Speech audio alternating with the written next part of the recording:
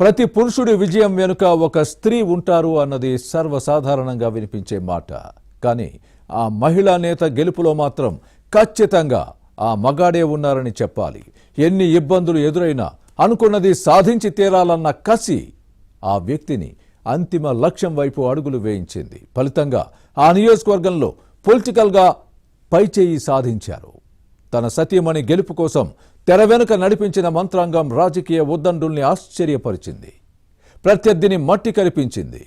ఇంతకీ ఎవరా నేత, ఏ నియోజకవర్గం? రాజకీయాల్లో రాణించాలంటే ఎంతో కష్టపడాలి. కుటుంబ సభ్యులు, అనుచరులు, జనం సహకారం అవసరం. ప్రజాసేవ చేయాలన్న కసి, వ్యూహాత్మక ఆలోచనలతో ముందుకు వెళ్తే సక్సెస్ అవ్వచ్చు. అయితే వారసత్వ రాజకీయాలు నడుస్తున్న ఈ రోజుల్లో కొందరు యువనేతలకు అలాంటి క్వాలిటీస్ లేకపోయినప్పటికీ అవకాశాలు కొట్టేస్తున్నారు. అయితే అలానే అందరికీ వారసత్వం కూడా అచ్చిరాదు అని చెప్పాలి. శ్రీకాకుళం జిల్లా పలాస నియోజకవర్గంలో గౌతు ఫ్యామిలీకి ఓ ప్రత్యేక గుర్తింపు ఉంది. స్వాతంత్ర సమర యోధుడు సర్దార్ గౌతు లచ్చన్న వారసుడిగా 4 దశాబ్దాల పాటు రాజకీయాలు నడిపారు ఆ నేత కుమారుడు గౌతు శ్యామ్ సుందర్ శివాజీ. అయితే ఈయన తర్వాత రాజకీయ వారసత్వాన్ని భుజానికెత్తుకున్నారు కూతురు గౌతు శిరీష. కానీ శిరీష రాజకీయాల్లో వారసత్వం నుంచి వచ్చే అధికారం ఏనాడు అనుభవించలేదు.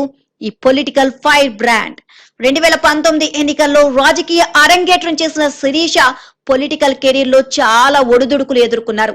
అప్పట్లో టీడీపీ అభ్యర్థిగా పోటీ చేసి వైసీపీ నేత సీదిరి అప్పలరాజు చేతిలో ఓడిపోయారు. ఫ్యాన్ పార్టీ హయాంలో రాజకీయ కక్ష సాధింపులు, కుట్రలను ఎదుర్కొని పోరాడి ఎదురు నిలిచారు. తమ దౌర్జన్యాలు, దాష్టికాలతో శిరీష బెదిరిపోయి రాజకీయాల నుంచి తప్పుకుంటారని వైసీపీ నేతలు భావించారు. కానీ మరింత రాటు తేలారు. పోయిన చోటే వెతుక్కోవాలి అన్న ఆలోచనతో నియోజకవర్గ ప్రజా సమస్యలపై పోరాడి 2024 ఎన్నికల్లో పలాస జనంతో జేజేలు కొట్టించుకున్నారు. ఇంతవరకు బాగానే ఉన్నా అసలు శిరీష విజయం వెనుక ఓ అజ్ఞాత వ్యక్తి శ్రమ ఉంది అంటారు పలాస వాసులు. ఆయనే వెంకన్న చౌదరి. అందరూ వీసీగా పిలుచుకునే ఈయన ఎమ్మెల్యే శిరీష భర్త. వాస్తవానికి వెంకన్న చౌదరి నియోజకవర్గ రాజకీయాల్లో ఎక్కడా మెయిన్ స్ట్రీమ్ లో కనిపించరు. మాజీ ఎమ్మెల్యే గౌతు శివాజీ అల్లుడిగా ఏనాడు రాజకీయ దర్పం ప్రదర్శించిన దాఖలాలు లేవు.